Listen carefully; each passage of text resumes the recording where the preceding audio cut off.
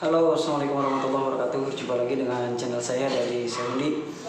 Gimana kabarnya teman-teman hari ini? Saya yakin teman-teman dalam keadaan sehat, dalam keadaan baik, dalam keadaan yang sangat luar biasa, nyaman untuk tubuh teman-teman dan tidak ada lagi yang dirasakan oleh teman-teman. Apapun itu jenisnya, mudah-mudahan teman-teman pada hari ini teman-teman sudah sehat semua, sudah bisa makan enak, sudah bisa tidur nyenyak, sudah bisa beraktivitas dan sudah bisa melaksanakan kegiatan yang memang biasa teman-teman lakukan gitu kan. Oke teman-teman ya,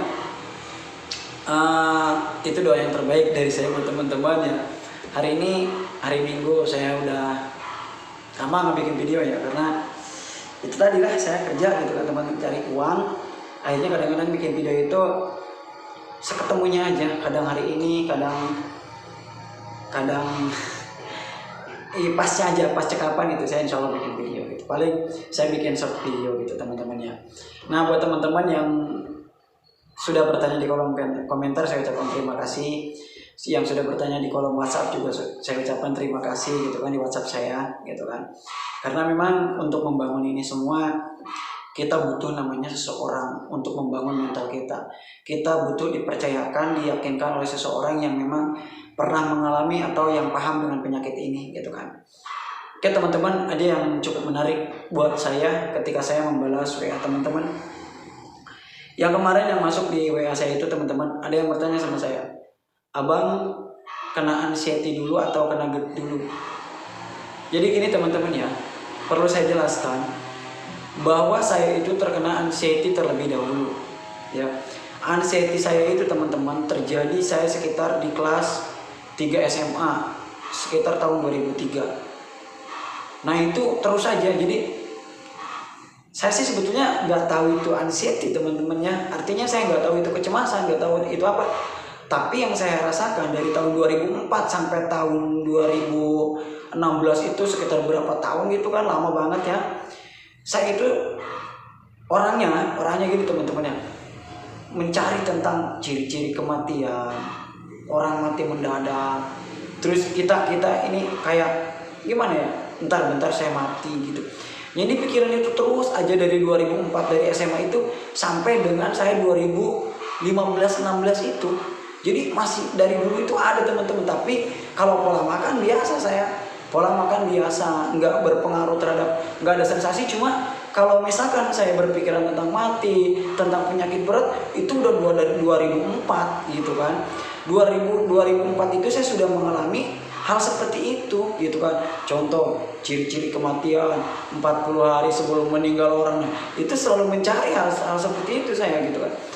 Kalau misalkan di penyakit berat juga saya pernah tuh teman-teman, ingat saya waktu kuliah tahun 2005 saya itu punya punya keluhan di bagian ini saya nih, di jari saya.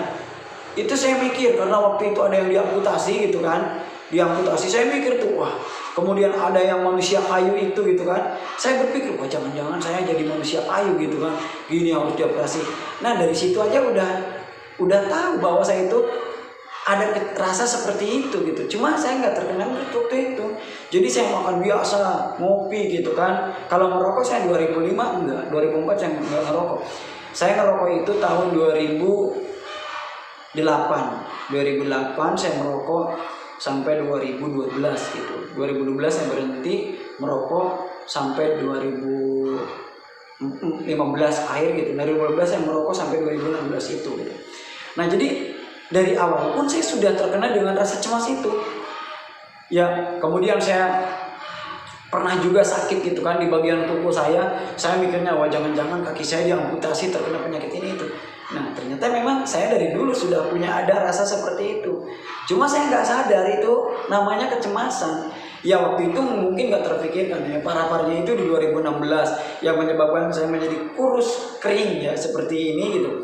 Dari situ gitu kan, dari 2016 itu sampai saya pemulihan sekitar 3 tahun 2019 itu ya lumayan agak baik kan tuh 2019 sampai 2022 kemarin gitu. Nah 2022 itu kecemasan saya muncul lagi gitu kan. Cuma nggak se ekstrim dulu gitu kan, nggak se ekstrim dulu ya. Nah jadi buat teman-teman mungkin ada yang mirip dengan saya, mungkin kita dari kecemasan dulu baru kita kena GERD gitu kan, kena pencernaan, sering mual gitu kan.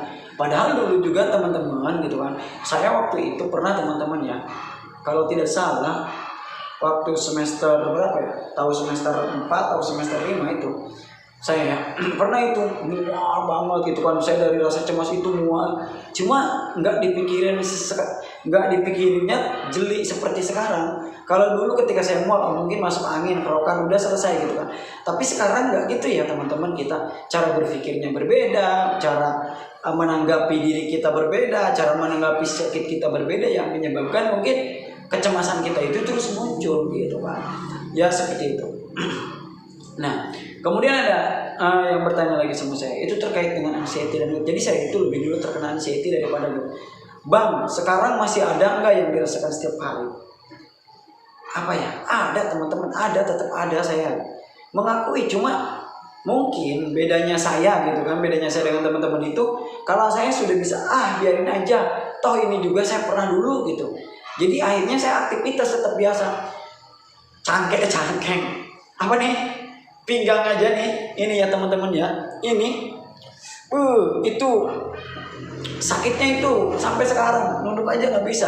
Bikin video-video itu sudah sering saya tentang sakit itu ya, karena memang saya merasakan sakitnya, cuma kembali saya nggak mau memikirkan gitu kan. Saya tetap aktivitas dilakukan, kegiatan saya dilakukan, apapun saya lakukan selagi saya mau, selagi saya bisa gitu kan. Akhirnya ya mungkin itu yang perbedaannya ya dari saya buat teman-teman gitu kan. Jadi oke lah buat teman-teman, coba dulu gitu kan, cari apakah kita terkena anxiety dulu, apa terkena GERD dulu. Karena orang yang punya ada gitu kan, asam lambung ketika makan ini dia menjadi mual, makan itu menjadi mual, tetapi mereka tidak punya kecemasan, makan lagi. Kalau kita kan mau makan aja mikir ini itu, takut ini takut itu gitu kan. Akhirnya ya kita menjadi terjerembab gitu kan dengan rasa ketakutan kita, makan ini makan itunya gitu. Oke teman-teman ya, itu saja hari ini. Kebetulan saya habis olahraga dan capek, baru selesai ini sekitar jam 8 setelah 9 gitu kan. Dari jam 7 kita olahraga ya.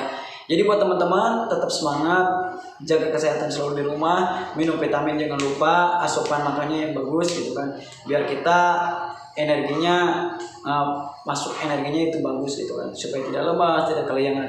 Oke, itu saja, salam sembuh dari saya. Wabillahi taufiq wal hidayah. Wassalamualaikum warahmatullahi wabarakatuh.